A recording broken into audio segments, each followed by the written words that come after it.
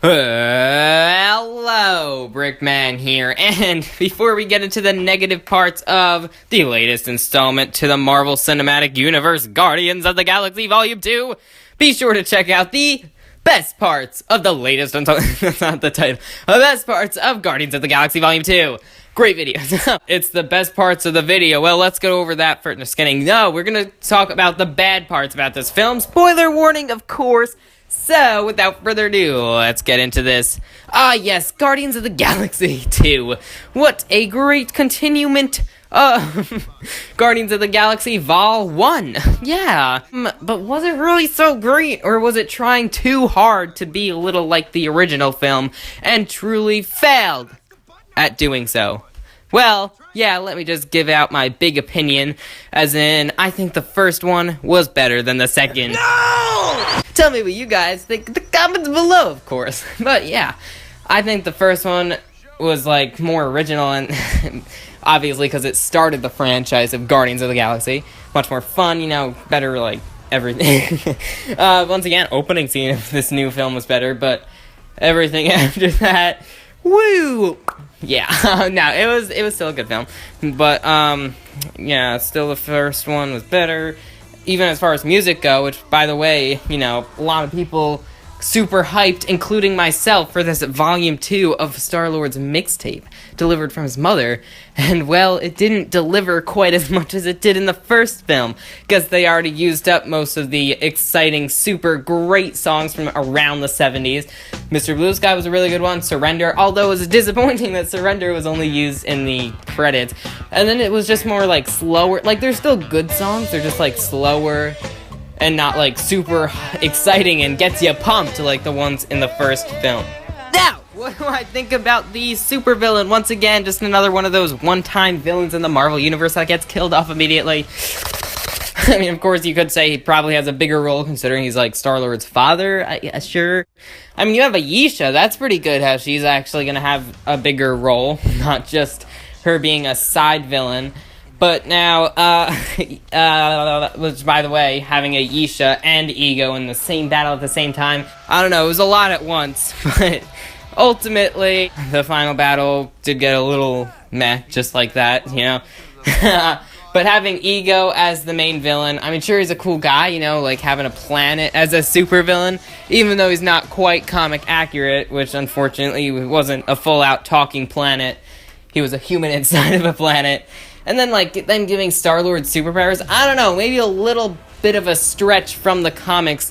A little too much of a stretch by my liking. So, yeah, you know, it also was a little too big. As in, it was a step up from Guardians of the Galaxy saying instead of destroying one planet, being Xandar, he was now going to destroy the universe, as Star-Lord put it. Yes, I quote that, because he was, like, ruling every single planet.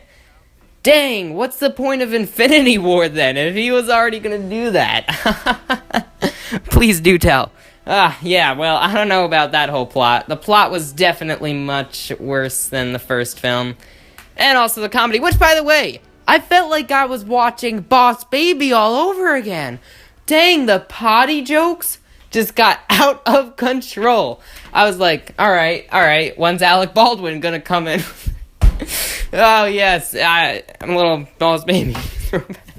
But, yeah, the jokes, I don't know, they got a little more inappropriate. I mean, not just sex jokes, but also potty jokes, who, like, it's not really appealing to the fan community they're going for. You know, it works in Boss Baby, that's a children's movie. This is like PG-13, it had a lot of adult themes, and, you know, you just got a bunch of childrenish jokes going on, like, who cares? But, other than that, yeah, it's good, I guess, yeah. How about here's a very major complaint, that they got rid of Baby Groot. Apparently he's already growing up into a teenager. I want Baby Groot! Oh, that mid-credit scene, that really got me so mad. I was like, we want Baby Groot back! Ugh, why'd they have to make him grow up so quick? I guess I'm just having some issues here, you know? I'm not really accepting what's going on here. And they just grow up so quick, you know? Oh, baby Groot, come back. Baby Groot.